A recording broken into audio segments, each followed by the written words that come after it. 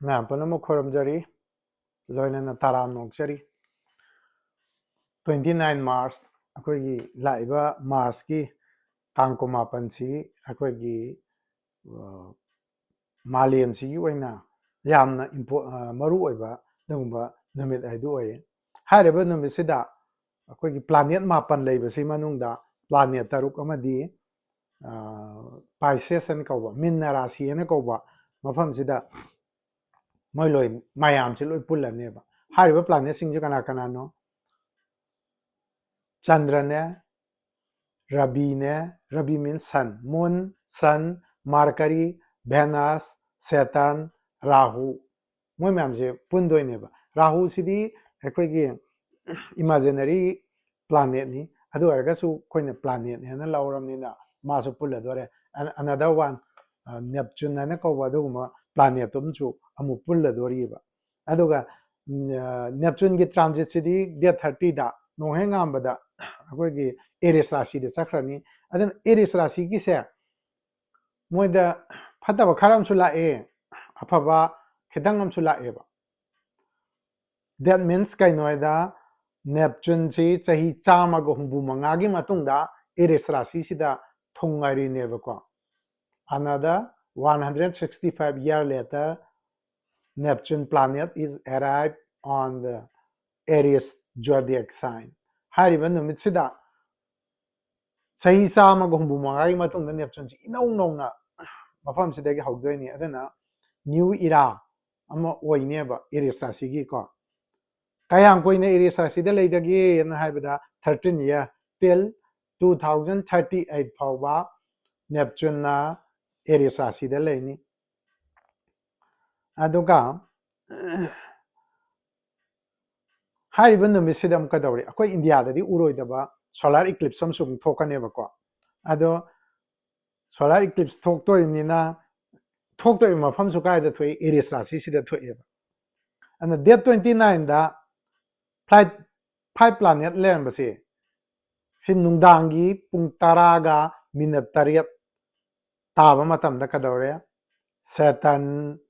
will come at the Pisces zodiac sign-ꯗ ꯁꯅꯤ ꯔꯥꯁꯤ ꯆꯪꯉꯛꯀꯅꯦꯕ ꯃꯗꯨ ꯍꯦꯛ ꯁꯅꯤꯅ ꯆꯪꯁꯤꯜꯂꯛꯄꯁꯤꯗꯩꯗꯤ ꯀꯩꯗꯧꯔꯦ ꯍꯥꯟꯅꯅ ꯔꯥꯍꯨꯗꯤ ꯃꯤꯅ ꯔꯥꯁꯤꯁꯤꯗ ꯑꯗꯨꯝ ꯂꯩꯔꯝꯃꯦ ꯔꯥꯍꯨ ꯑꯃꯗꯤ ꯁꯅꯤ ꯍꯥꯏꯕꯁꯦ ꯖꯣꯇꯤꯁ ꯕꯤꯒ꯭ꯌꯥꯟꯗ ꯃꯣꯏꯁꯦ ꯑꯐꯕ ꯄꯣꯠ ꯅꯠꯇꯦꯕꯀꯣ ꯔꯥꯍꯨ ꯍꯥꯏꯁꯤꯅ ꯑꯩꯈꯣꯏꯗ ꯀꯟꯐ꯭ꯌꯨꯖꯟ ꯑꯐꯕꯁꯤꯅ ꯀꯔꯝꯕꯅꯣ ꯐꯠꯇꯕꯁꯤꯅ ꯀꯔꯝꯕꯅꯣ ꯍꯥꯏꯁꯦ ꯈꯟꯗꯣꯛꯄ ꯉꯝꯍꯟꯗꯦ ꯑꯗꯒꯤ ꯇꯟꯊꯕ ꯄꯣꯛꯍꯜꯂꯤ ꯑꯗꯒꯤ Saturn can bring the delay ꯁꯅꯤ ꯑꯁꯤꯅ ꯊꯤꯟꯊꯕ ꯇꯞꯊꯍꯟꯕ ꯍꯥꯏꯁꯤꯅꯤ ꯑꯗꯒꯤ ꯁꯐꯔꯤꯡ ꯇꯧꯕ ꯋꯥꯍꯟꯕ ꯑꯗꯒꯤ ꯑꯋꯥꯕ ꯇꯥꯕ ꯑꯁꯤꯅꯆꯤꯡꯕ ꯃꯌꯥꯝꯁꯤꯅ ꯁꯅꯤꯒꯤ ꯊꯕꯛꯅꯤ ꯑꯗꯒꯤ ꯔꯥꯍꯨ ꯍꯥꯏꯁꯤꯁꯨ ꯃꯥꯁꯤ ꯀꯔꯃꯤꯛ ꯐꯣꯔꯁꯅꯤ ꯑꯩꯅ ꯇꯧꯖꯔꯨꯕ ꯀꯔꯃꯗꯨꯒꯤ ꯐꯣꯜ ꯄꯤꯒꯟꯕ ꯑꯗꯨꯒꯨꯝꯕ ꯀꯩꯅꯣꯅꯤ ꯑꯗꯨꯅ ꯍ꯭ꯌꯨꯃꯦꯟ ꯗꯤꯁꯇꯤꯅꯤꯗ ꯌꯥꯝꯅ ꯐꯣꯔꯁ ꯄꯤꯕ ꯑꯗꯨꯒꯨꯝꯕ ꯄ꯭ꯂꯥꯅꯦꯠ ꯑꯃꯅꯦꯕꯀꯣ ꯑꯗꯨꯅ ꯃꯣꯏ ꯑꯅꯤꯁꯤ ꯂꯩꯁꯟꯕꯁꯤꯅ ꯀꯩꯗꯧꯔꯦ ꯁꯟ ꯃꯨꯟ ꯚꯦꯅꯁ ꯃꯥꯔꯀꯔꯤ ꯍꯥꯏꯅ ꯑꯐꯕ ꯄ꯭ꯂꯥꯅꯦꯠ ꯁꯟ ꯈꯛꯇꯅꯤ ꯈꯤꯇꯪ ꯐꯠꯇꯕ ꯄꯤꯔꯤꯁꯦ ꯑꯗꯨꯕు ꯃꯨꯟ ꯚꯦꯅꯁ ꯃꯥꯔꯀꯔꯤ ꯍꯥꯏꯁꯦ ꯁꯤꯗ ꯑꯐꯕ ꯄꯤꯕꯅꯤ ꯑꯗꯨꯕꯨ ꯑꯐꯕ ꯄꯤꯔꯤꯕꯁꯤꯗ ꯀꯩꯗꯧꯔꯦ Saturn and ꯔꯥꯍꯨ ꯌꯥꯎꯁꯜꯂꯕꯅꯤꯅ ꯑꯐꯕꯁꯤ ꯑꯣꯏꯍꯟꯗ꯭ꯔꯦ ꯂꯣꯏꯅꯅ ꯚꯦꯅꯁ ꯍꯥꯏꯕ ꯄ꯭ꯂꯥꯅꯦꯠꯁꯦ ꯔꯦꯇ꯭ꯔꯣꯒ꯭ꯔꯦꯗ ꯇꯧꯔꯛꯑꯦ ꯍꯥꯏꯗꯤ ꯃꯅꯤꯡ ꯍꯜꯂꯒ ꯆꯠꯄ ꯑꯗꯨꯅ ꯑꯦꯔꯤꯁ ꯑꯦꯟ ꯄꯥꯏꯁꯦꯁꯇ March 1 to 12 April ꯐꯥꯎꯁꯤ ꯚꯦꯅꯁꯁꯦ ꯔꯦꯇ꯭ꯔꯣꯒ꯭ꯔꯦꯗ ꯇꯧꯋꯦ ꯑꯁꯤꯅ ꯔꯦꯇ꯭ꯔꯣꯒ꯭ꯔꯦꯗ ꯇꯧꯕꯁꯤꯅ ꯀꯩꯗꯧꯔꯦ ꯏꯝꯄꯦꯛꯇꯤꯡ ꯑꯣꯟ ꯗ ꯔꯤꯂꯦꯁꯟꯁꯤꯞ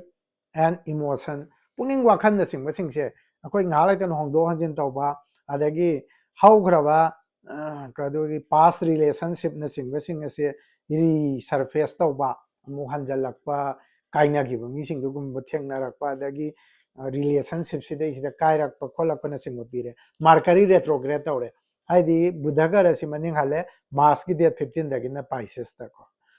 ꯑꯗꯨꯅ ꯃꯤꯁꯑꯟꯗꯔꯁꯇꯦꯟꯗꯤꯡ ꯌꯥꯝ ꯂꯩꯅꯕ ꯑꯗꯒꯤ ꯋꯥ ꯉꯥꯡꯕꯅꯆꯤꯡꯕꯗ ꯆꯦꯂꯦꯟꯖꯒꯤ ꯃꯑꯣꯡꯗ ꯂꯩꯕ ꯑꯁꯤꯅꯆꯤꯡꯕꯁꯤꯡꯁꯤ ꯇꯧꯔꯦ ꯑꯗꯨꯅ ꯈꯤꯇꯪ ꯄꯨꯛꯅꯤꯡ ꯐꯥꯗꯕ ꯐꯩꯀꯣ ꯃꯗꯒꯤ ꯍꯥꯏꯔꯤꯕ ꯃꯌꯥꯝꯁꯦ ꯀꯟꯖꯪ ꯇꯧꯅꯔꯛꯄꯁꯤꯗ ꯀꯩꯗꯧꯔꯦ natural disaster na singba thokpasi pi yuwa haba tsunami ising thumba volcano adagi ising manungda underwater volcanic eruption na singba thokpa adagi conflict ko inside the state and globally akogi conflict thokpa pi matawasuna Aries Rashi and Pisces ani sida yam kan pidoise Mesa Rashi haba kangbu se ko masida health ta adagi financial challenge tawni ko stress yam leini joint pain tang na singba sing sekpa adagi gari thobda kitang cheksalo careful while driving adagi unplanned expenses may rise akogi khalludaba paisa se ꯆꯪꯅꯦꯅ ꯈꯜꯂꯨꯗꯕ ꯄꯩꯁꯥ ꯃꯌꯥꯝꯁꯦ ꯑꯟꯑꯦꯛꯁꯄꯦꯛ ꯇꯧꯗꯕ ꯄꯩꯁꯥ ꯃꯌꯥꯝ ꯑꯃ ꯆꯠꯄꯀꯣ ꯑꯗꯨꯅ ꯃꯇꯥꯡꯁꯤꯗ ꯑꯩꯈꯣꯏꯒꯤ investment ꯌꯥꯝ ꯆꯥꯎꯅ ꯇꯧꯕꯁꯤꯃ ꯈꯤꯇꯪ ꯊꯥꯗꯣꯛꯑꯣ 2032 ꯐꯥꯎꯁꯤꯗꯤ ꯕꯤꯛ ꯏꯟꯚꯦꯁꯃꯦꯟ ꯇꯧꯔꯅꯨ ꯑꯗꯨꯒ ꯄꯥꯏꯁꯦꯁ ꯑꯩꯈꯣꯏꯒꯤ ꯃꯤꯟꯅ ꯔꯥꯁꯤ ꯁꯤꯒꯤꯅ ꯂꯣꯏ ꯒ꯭ꯔꯍ ꯃꯌꯥꯝꯁꯦ ꯄꯨꯟꯁꯤꯜꯂꯛꯄꯁꯤꯅ ꯀꯩꯗꯧꯔꯦ ꯏꯃꯣꯁꯟ ꯑꯗꯒꯤ challenge at communication and relationship isada napal yam wankalakpa high ego ko aduna relationship te yam kahalakpa pi ko minna rasi sing pakhang lesabi sing kitang section gadabo oi adagi communication je pau kitang fajana phauna ba phai ko aduna communication je challenge chungma mayam am lai adu kitang misunderstanding se yam thuna clarification pithokna dana khana dana ba madum khono masi sing sima laire adagi amuk tang akhoi gi 29 gi March ki date 29 gi nungdang gi pung tara ga minute tari taba matam dai di masina muk April gi date 13 gi 7:40 am bhaw dam banung da pok angang sing se sigi ko simuna tabi o choida namaki hariba sigi duration simanung da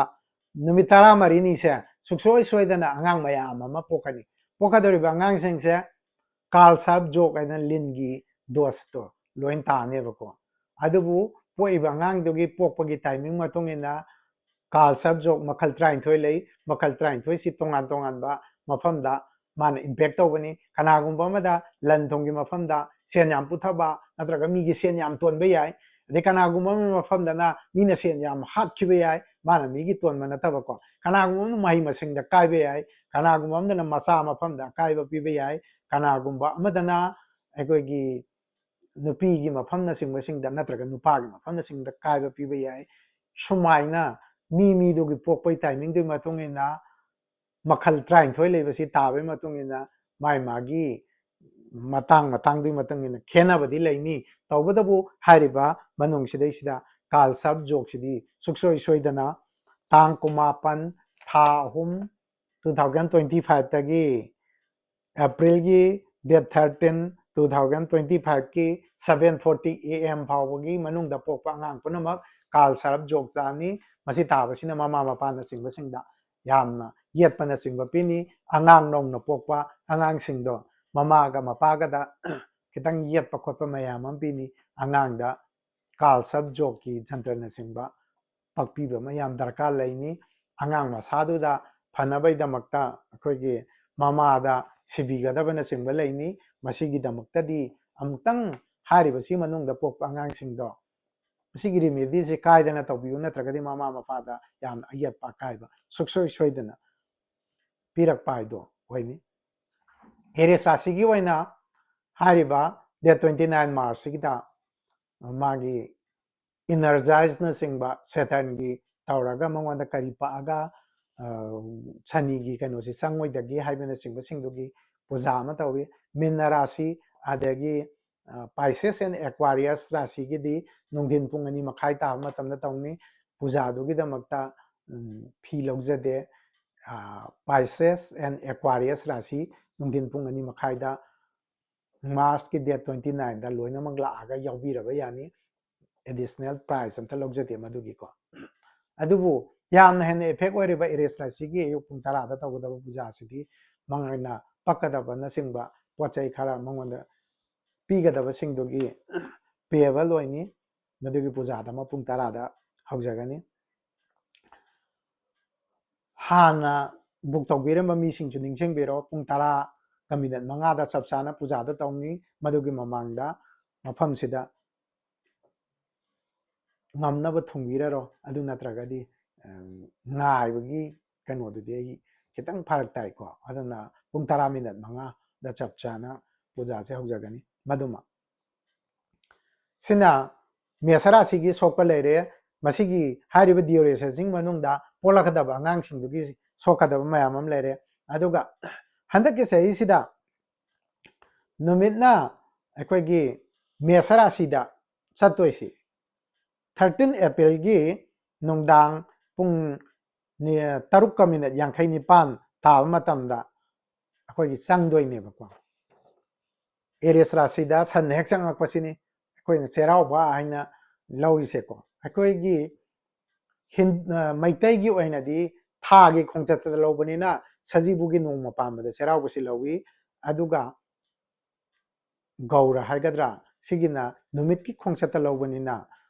नुमितना मेष राशिदा चतपा होरकपसिदा अदुगा अमना सजीबुगी नोंग पामबसिदा मेष राशिदा चंगबा होरकपसिदा लौगी अनिसिदा खितंग खेनाबा लैबे वानी अमना sunshine अमना moonshine को अदु 13 अप्रैल की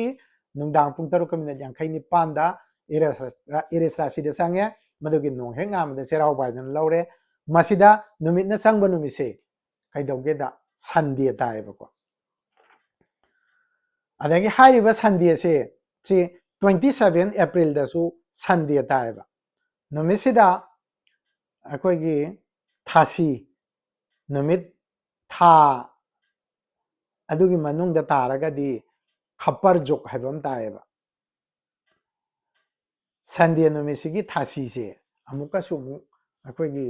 थादु मनुंगदा मुक तारगदी Sunday नुमिमदा थासी से तारगदी खप्पर joke हैबम खकलई सिगी इफेक्टना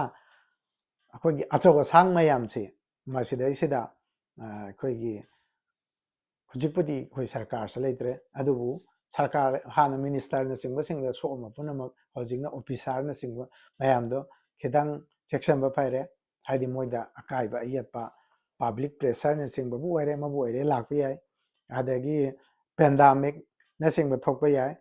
युवा हाबा थोकपा याय सुनामी थोकपा याय अदुना चैत्र हाइना कौबा अदुगुंबा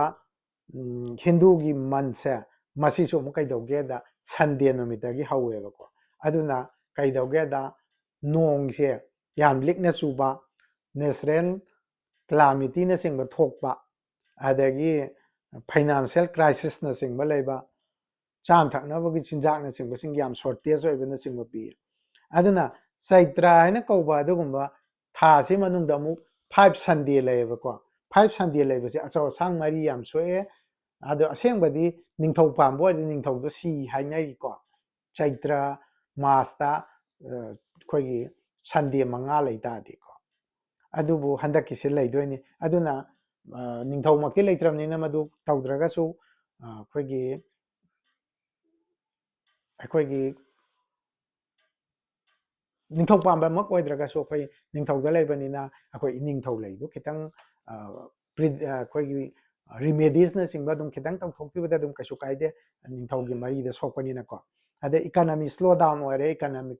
क्राइसिस न सिंगबा थोकपन सिंगबा सिंगसे पीरे अदुना हारिबा मसिमा लैरे अदुगा सिना अचौ असांग मयामदा सोकपा को अदुगा अमुक मीन राशि दा अमुक सोकपसिना 18 मे भावसे